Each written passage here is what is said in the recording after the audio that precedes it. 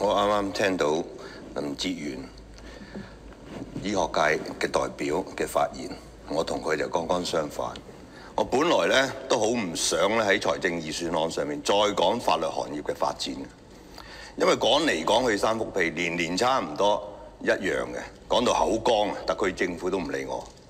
我明白法律行業嘅發展咧，可能唔係阿財爺嘅管轄範圍，不過法律界嘅發展其實係香港經濟嘅重要基礎。喺一國兩制下，香港嘅普通法制度係香港經濟發展嘅核心優勢。香港法律界係香港所有經濟活動嘅潤滑劑。特區政府搞唔好法律界嘅發展，唔夠法律專業人才，八大中心唔會搞得好。八大中心發展裡面，無論係金融平台，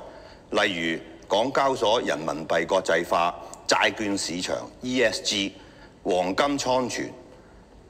Web3 嘅法律規定、航空嘅飛機租賃嘅合約、貿易同航運嘅保險同合同、創新科技嘅知識產權、文化藝術、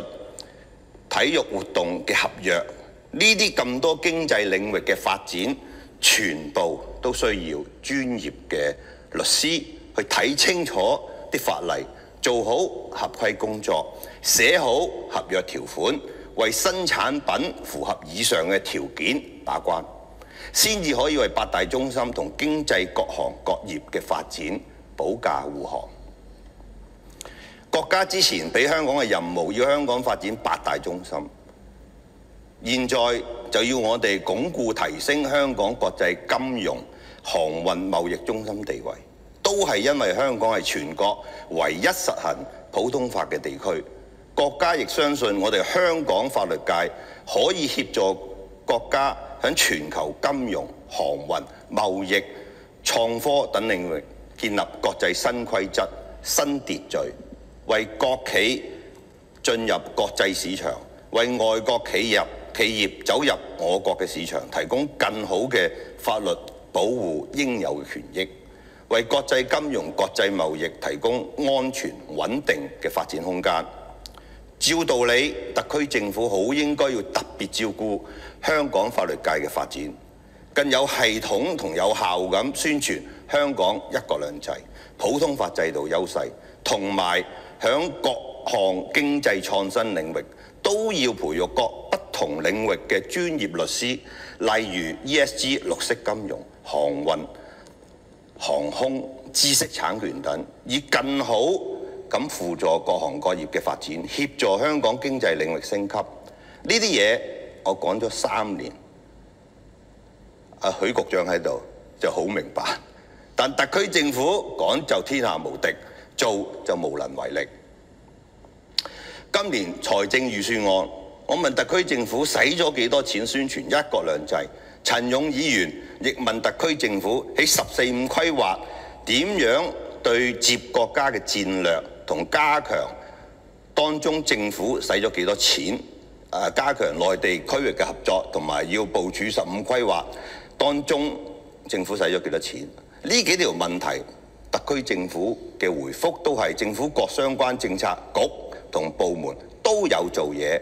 但實際上做咗幾多嘢，使咗幾多錢，政府各部門係冇統計嘅噃。政府咁樣答法，就係我哋立法會亦都冇辦法去監督特區政府做得好唔好，啲錢係唔係用得其所，定係政府講咗就當做咗呢？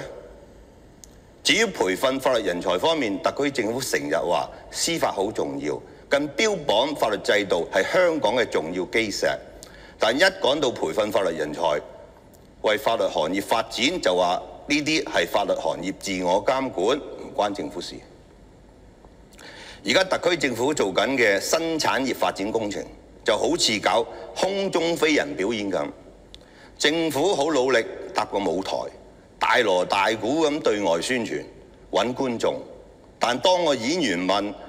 個法律保護網未搞掂喎，政府可唔可以培訓啲法律人才，提供個保護網俾佢哋？政府就同啲演員講，法律界行業自我監管，個法律保護網你哋自己去揾律師搞掂啦。結果就係冇人敢去表演空中飛人，咁樣香港根本就唔可能有新嘅好產業發展得出嚟。呢個問題其實持續咗好多年，例如伊斯蘭金融。近年特區政府話要同中東搞好經濟貿易，吸引中東資金嚟香港投資，但睇返過往嘅歷史，特區政府早喺2007年施政報告裏面就話要開拓伊斯蘭金融市場，發展香港伊斯蘭金融平台。呢18年嚟，特區政府同金管局都做咗好多宣傳同修訂法例，但係伊斯蘭金融最重要係有關投資必須要符合伊斯蘭法律，而相關嘅伊斯蘭法律人才培訓，特區政府嘅投入幾乎係零，幾乎完全依賴香港律師會，而香港律師會嘅資源係好有限嘅，香港連伊斯蘭法律人才都冇，根本就冇得發展伊斯蘭金融，咁就蹉跎咗18年啦。如果18年前香港政府就支持伊斯蘭法律培訓，準備好一批法律人才，而家就唔使臨急抱佛腳去引進人才。今年3月25日立法會 Web3 及虛擬資產發展事務小組委員會上面，雖然特區政府多次強調 Web3 同 ESG 綠色金融嘅法律人才係好重要，合法合規亦都好重要，但正如當日李鎮強議員同黃俊碩議員都為法律界說話發聲，並提到無論係 Web3 定係 ESG 綠色金融，特區政府嘅培訓計劃裡面啊，完全冇提及要培訓金融科技界嘅法律人才。今次我唔希望特區政府又係得個講字，之後又蹉跎咗18年。而家世界百年未有之大變局正加速演進，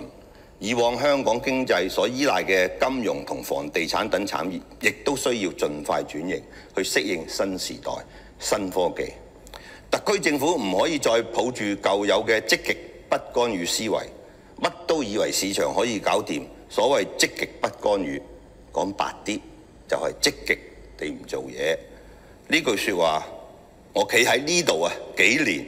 而家已經數都數唔清楚，我講咗幾多次啦。正如國家主席習近平喺2022年7·1講話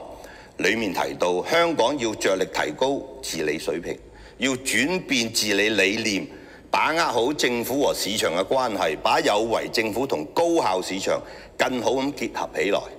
我希望特區政府無論喺宣傳一國兩制，定係發展新產業同航運業發展方面，都可以同法律界緊密合作，積極培訓新產業嘅法律人才，為新產業提供足夠嘅人才庫，咁樣先可以更好推動香港經濟轉型，落實國家俾香港嘅任務。主席，謹此發言。